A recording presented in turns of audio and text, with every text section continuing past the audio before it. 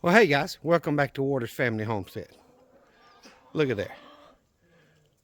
Dark colored hen. Her tail feathers are starting to grow back. As y'all can tell, they're sticking out just a little bit on the back end there. They're all starting to come back in, but just about every day she decides she wants to be out of the pen and she'll get out. The problem with her is she never decides, I'm going to fly back over the fence to get back in. She expects me to open the doors and let her back in. So right now I'm not going to do that.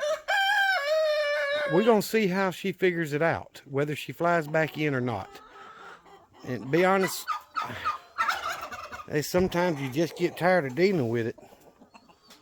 And her wings been clipped. And she still tries to fly out, and does. So, anywho, that's not the point of the video. So y'all know I've got the 5 Easter egger chickens down here in the first pen. And this is after the rain and all's come through. You see there's very few leaves in there after I've raked and cleaned it up. But I've got the 5 hens in here and the 4 turkeys. Now the big Tom may lose his head today. I don't know. But I brought a young adult rooster from Matt at church home. His spurs haven't gotten long yet, so he's a young rooster.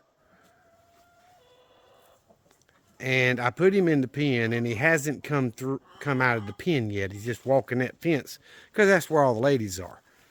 I wanted him to be in there where his water was and where his feed is, to let him know that's home.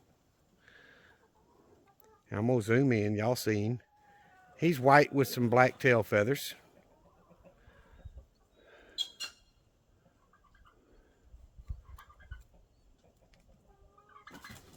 And the tom turkey is already trying to fight him.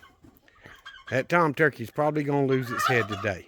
But I want him to get used to meet his ladies and see how he does. And I may rotate him through the big flock to them, the big flock to them, you know, do them back and forth, because I just don't think Junior's fertilizing enough of them. And I know Sue's not.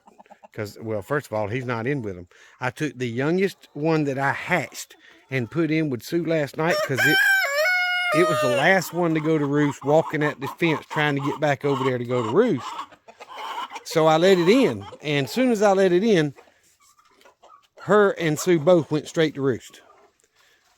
So he's got somebody in there with him. I'm still not 100% sure that's a hen. It may be a male, a rooster, but I just don't know yet. But if it turns out to be a rooster, then, you know, it is what it is. But at least Sue's not by herself. It's too muddy for me to be out shoveling stuff today, so not going to get any of that done. And little Miss Pris there. Little Miss Pris there is going to have to figure out how to get back inside. I'm not dealing with her. She's flown into from that pen all the way across and gotten in that pen, and then she flies out. She walks around and comes back up this way, and it is what it is. I didn't want but one pair of turkeys, and I'm about to get down to that point, because if that big boy fights that rooster and wins, because he fights Junior, he fights Sue. If he wins when he fights that bigger young rooster right there, to where he stays a problem, he's going to lose his head. And I hate it. Matt told me to put him in the freezer. Guess what, guys? I've got 3 freezers. 4, technically. And I don't have room for a 20-pound turkey in my freezer. So he's just going to get fed to the wild animals back there in the woods. I'm sorry, that's just what's going to happen. But the other male is not near as aggressive as he is, and it'd be a lot more peaceful here without him. So if he doesn't act right after this rooster decides to come out, then he's not going to survive very much longer on Waters Family Homestead, I can tell you that. But y'all know I've got 35 hens in here. No, 30 hens in here with Junior.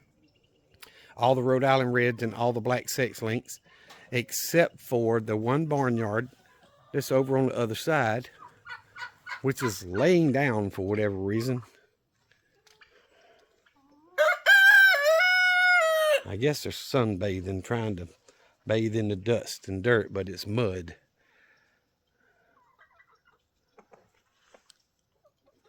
But it's not scared of Sue, so maybe it's a hen.